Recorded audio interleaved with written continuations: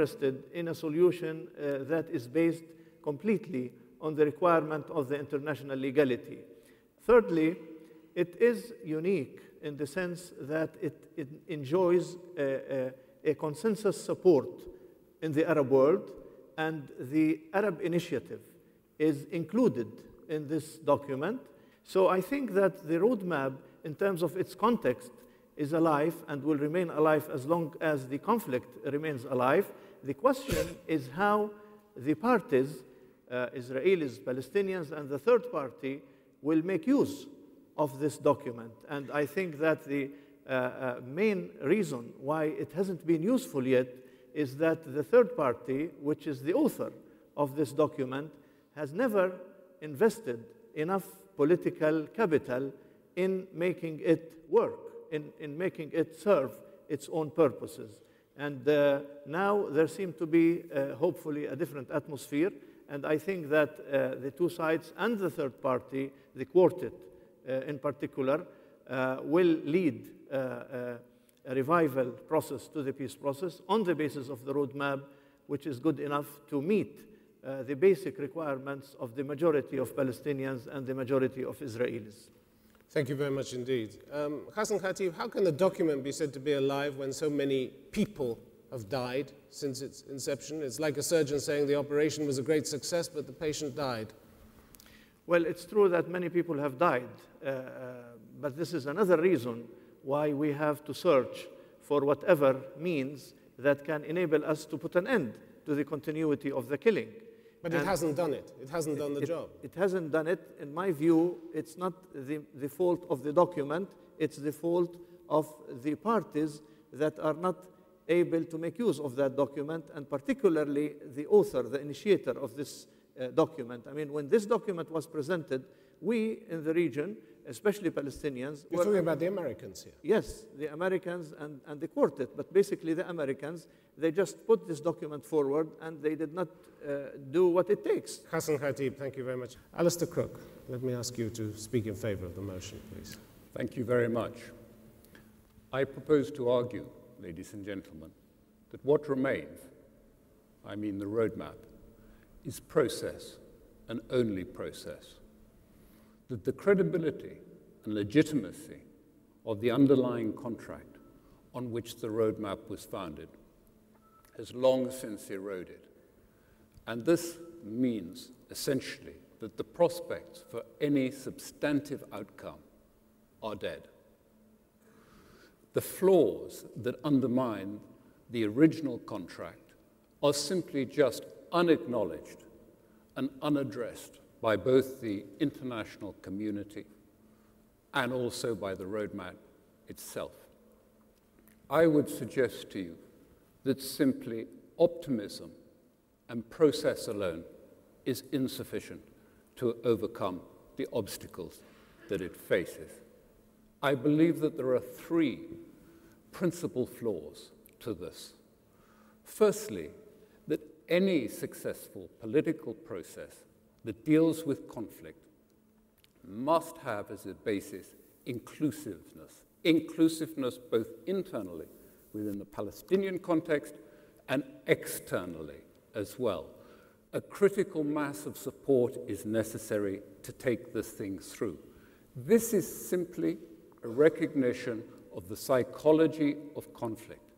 In any community, in any part of the world that is experiencing violence, deep feelings are generated. Trauma and humiliation mean that you simply cannot just take up and put down violence at the stroke of a pen.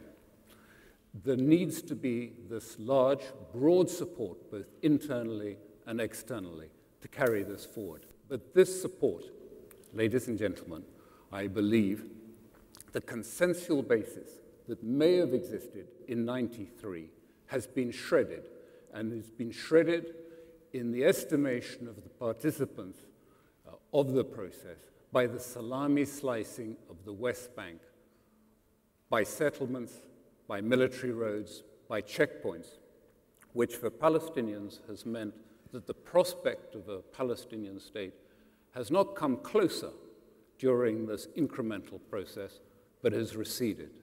The second key element in this is that the principal component on which the roadmap actually stands is that of security. And this is couched in the roadmap in terms of confrontation and Palestinian disunity.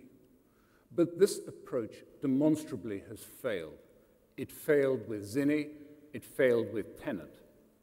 Now lately, we are moving towards trying to co-opt other factions into it. But I underline that the roadmap specifically, and President Bush in Brussels in the last days, have reasserted the monopoly of power to confront and dismantle, not co-opt, and not to go and look for power sharing. This approach can only fail because there is no longer a mandate or legitimacy for attacking fellow Palestinians.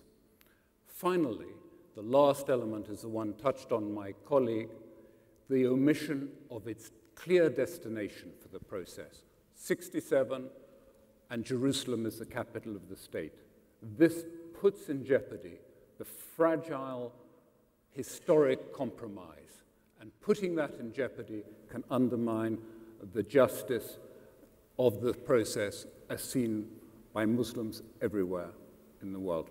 Thank you. Alastair Crooke, thank you very much. How much do you blame the international community for the roadmap going wrong? I think the international community have failed to address or to learn from history the evident flaws that we have seen during the process since '93, and to address them and to try and put remedies into the process to try and recapture some of this credibility and legitimacy. Why have they failed? Because they never wanted to put it in there in the first place? They never thought of a destination, they just thought of a journey? No, I think they failed to do that because it was complicated. It meant re-establishing legitimacy, bringing in support for it, and that meant things like elections. It meant internal political accommodation. These things are quite complicated to do. Alastair Crooke, thank you very much indeed. Let me call on Rabbi Michael Melchior to speak against the motion. Ladies and gentlemen, fellow panelists, we have both a Muslim and a Jewish expression which says that the things which come out from the heart, they will go into the heart. And I hope that this will be so with what I want to pledge with you tonight against the motion which we saw. We've had 100 years of bloody conflict in the Middle East, in our part of the Middle East. We've had now 4.5 years of intifada. In my country, we have been bleeding, hurting, going to funerals. A terrible period is over. I know also that the Palestinians have, during this period, heavily suffered, are going through a humanitarian tragedy in many, many aspects of the Palestinian community and life. And we have one term of reference which can put us back again on something which is sane and something which will bring us on a track which finally we hope the roadmap will bring us to, which is the creation of two states living side by side in peace, with the Israelis achieving peace and security, and the Palestinians obtaining what they deserve as a future and peace and borders will live in together with us.